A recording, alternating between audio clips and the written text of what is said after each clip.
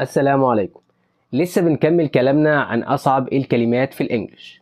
الكلمة دي معناها مصطلحات أو تسمية اسمها nomenclature nomenclature nomenclature. الكلمة دي معناها نسيان اسمها oblivion oblivion oblivion. الكلمة دي معناها غامض أو مبهم obscure obscure obscure obscure. الكلمة دي معناها مهمل أو مهجور obsolete